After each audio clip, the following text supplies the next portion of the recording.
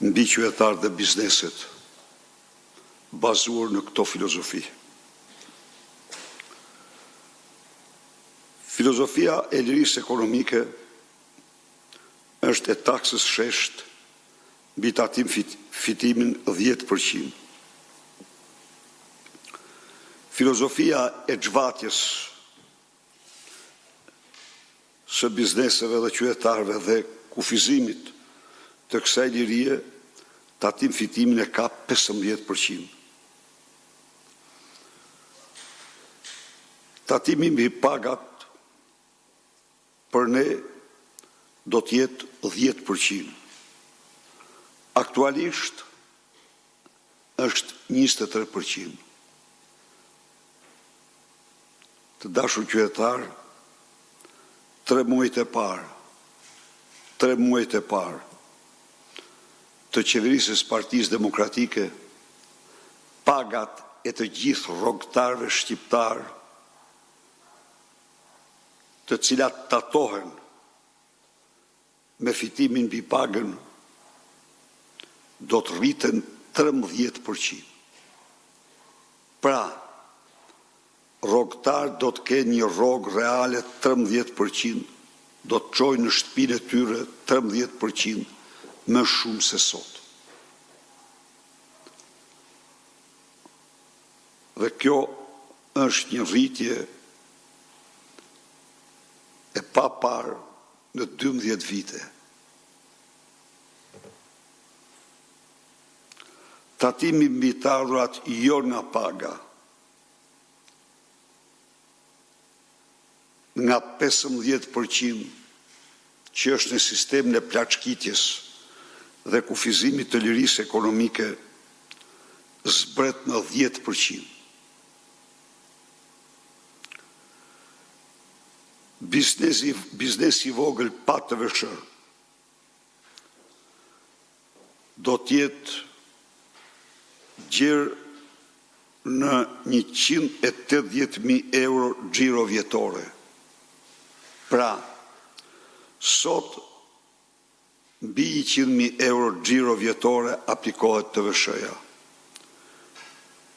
Ky tavan rritet në 180.000 euro.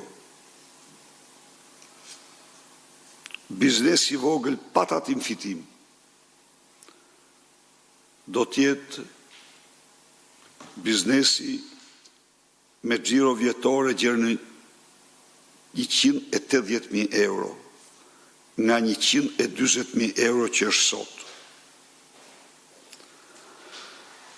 Taksa e transferimit të pronës nga 15%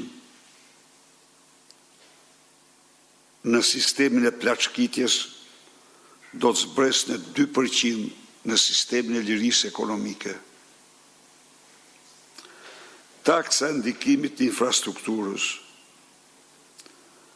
nga 8% do të zbres në 2%.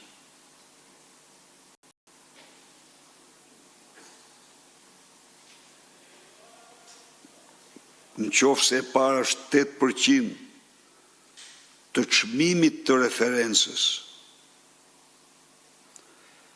taksa jonë do të jetë 2% të preventivit. Pra, i bie një ulje shumë e madhe. Një ulje mbi 10, mbi 15 herë, çka do ketë ndikim direkt në çmimin e apartamenteve dhe sipërfaqen e ndërtimit.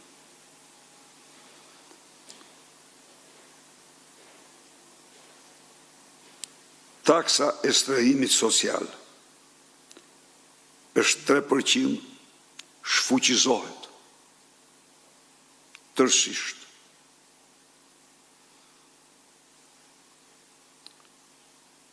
Taksat lokale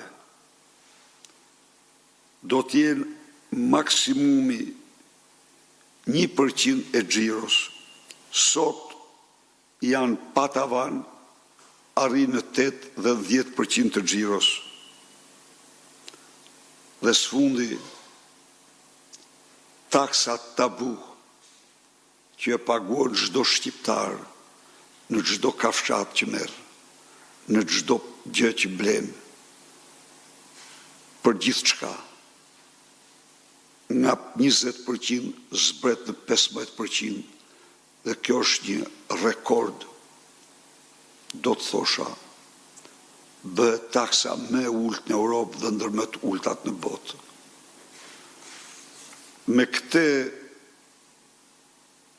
ta quajmë revolucion fiskal, ne synojmë të krijojmë klimën më miqësore për biznesin, të krijojmë mundësi kursimesh dhe investimi për bizneset, të krijojmë mundësi për rritje rrogash dhe nxitje të prodhimit. Por vetvetishëm ky sistem fiskal rrit 13% rrogave të shqiptarëve, pavarësisht nga premtimi ynë për rrogën mesatare 1200 euro që kemi bërë. Mendoj se dallimi është si nata me ditën, ndaj dhe ftoj shqiptarë të bëjnë zgjedhjen e tyre. Është në interes të tyre më të mirë të bizneseve që ata kanë të rrogave të pensioneve të tyre. Faleminderit. Kalojmë te pyetjet. Zoti Berisha, ju jeni fokusuar te platforma juaj qeverise, ku në çdo dalje tuaj ndalen tek problemet e qytetarëve dhe zgjidhjen që u jep koalicioni Aleanca për Shqipëri Madhështore ndjes. Është ngritur në Partinë Demokratike një ekip se takon denoncimit të krimeve zgjedhore, pra një ekip që të denoncojë këto krime publikisht, apo edhe në platformën e SPAK-ut?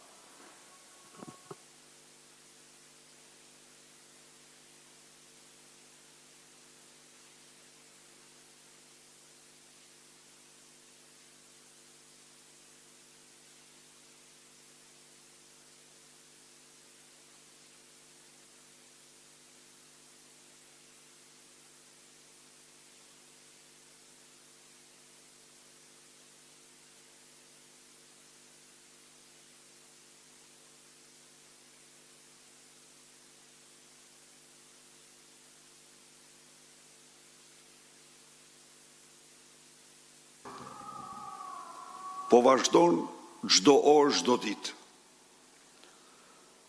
Mund të them ju se kur ndonjëherë,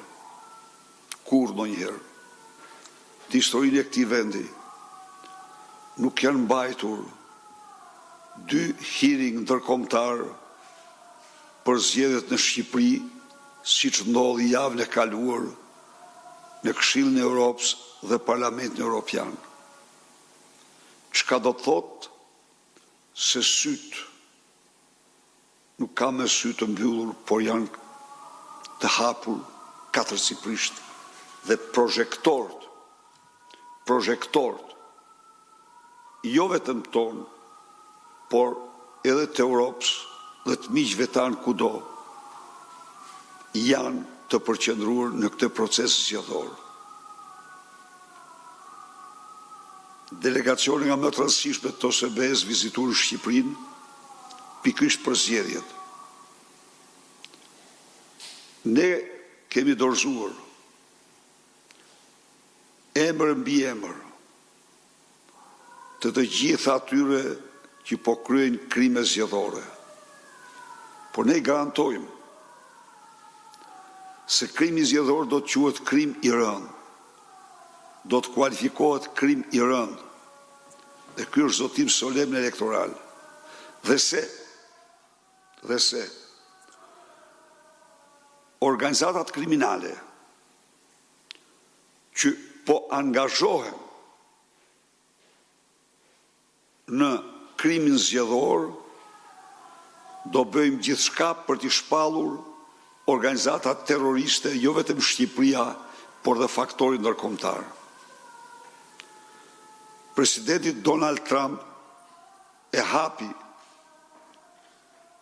derën kësaj procedure. Dhe ai me një urdhër të veçantë shpalli kartel të drogës, organizata terroriste. Ne do i shpallim organizata terroriste dhe do lobojmë shumë në Europë dhe Shtetet e Bashkuara që këto të konsiderohen të tilla nga mbar faktori ndërkombëtar. Ne bëjmë gjithçka që shqiptarët të votojnë të lirë dhe po bëjmë gjën e duhur. Zoti Berisha, kryeministri edhe sot tha që është në epërsi ndaj Partisë Demokratike. Sipas sondazheve që ka, do t'i fitojë zgjedhjet. Ju keni sondazhe? Sipas manipulimeve që ka, dhe ai beson gënjeshtrat dhe manipulimet e tyre. Sondazhet tona tregojnë se në zgjedhje të lira fitimtar absolut është Partia Demokratike dhe me zgjedhje të lira Partia e Krimit kthehet në 92-shin. Zoti Berisha, një pyetje të fundit, ju lutem. Ju denonconi vështirësitë e biznesit, keni denoncuar largimin e fuqisë punëtore në takimet e fundit, ndërsa prezantoni zgjidhjet tuaja me anë të platformës qeverise. Po faktori kohë është në favor të platformës suaj qeverise, pra a është vonë për këtë zgjidhje që jepni ju? Duke parë situatën e emigrimit, biznesit dhe gjithë situatën në Shqipëri. Pyetje e drejtë. Në qoftë se kjo platformë do të ishte zbatuar vite më parë, Shqipëria sot do të ishte absolutisht një Shqipëri tjetër nga ajo viti 2013. Por kemi një fjalë, e keqja nuk ka fund. Me këtë fjalë duhet të them që ne duhet të ndalojmë me çdo kusht të keqe dhe të ndahemi me këtë të keqe. Së dyti, me ndarje nga kjo e keqe, ne kemi bindje absolute se do shënojmë një kthes rregjësore, ku e bazoj në realitetin që kemi. Ne kemi një buxhet 8 miliardë euro. Ne do e zbresim buxhetin. Nuk shkojmë 8 miliardë euro, jo. Do e ulam bizneseve, do e ulam qytetarëve, do ulim taksat. Por me ato që mbetën, të supozojmë do mbetën 6 miliardë, 5 miliardë. Të parat, akti partë të kthejmë parat që kemi marrë qytetarëve. Parat qytetarëve u kthejnë me paketën e dhimbshurisë, me rritjen e rrogave dhe pensioneve. Këtë bën çdo qeveri e përgjegjshme në botë. Çdo qeveri. Nuk është vonë kjo. Vonë është, por efekti është i menjëhershëm. Pra, a do ketë efekt të themi, po të menjëhershëm. Së dyti, biznesi. Ju e patë çfarë ulje të madhe që i bëjmë barsë fiskale, frymëmarrje më e madhe, çmime më të arsyeshme, mundësi investimi më shumë, mundësi punësimi më shumë, mundësi për të paguar punëtorët më mirë. Pra janë të gjitha këto masa konkrete që bëjnë plotësisht të besueshme kthesën. Unë nuk mund të them se Shqipëria demografikisht do të shërohet për 4 vite. Por për 4 vite ne duhet të bëjmë gjithçka që numri i qytetarëve në Shqipëri të fillojë të rritet. Se ne kemi rënë sot, jemi në treguesit demografik të vitit 1960. 1960 me sot i bie 65 vite humbje, këthim brapa, nuk kompensohet për 4 vite. Duhet një politikë shumë e fortë, demografike që të arrim kompensimin. Kosto e sjell për buxhetin ulja e taksave në një kohë që nga kampi tjetër deklarohet se kjo ulje është e parealizueshme. Këtu ne jemi në një fush jo të panjohur, po të njohur fare. Në vitin 2005 ne erdhëm pushtet dhe vendosëm për herë të parë në Europë taksën e shesht. Të gjithë na panë me mosbesim të madh, me skepticizëm, me xhelozi dhe me lakmi. Por përgjegjësinë e keni vetë, na thanë. Ne nuk u mbështesim. Po pësuot probleme nga kjo, kolaps, jeni përgjegjësiu. Po, thamë, ne jemi përgjegjës, s'kemi nevojë. Çfarë ndodhi? Pas 6 muajsh, ne atë vit patëm një shtim prej 300 milion eurosh në buxhet. Jashtë parashikimit.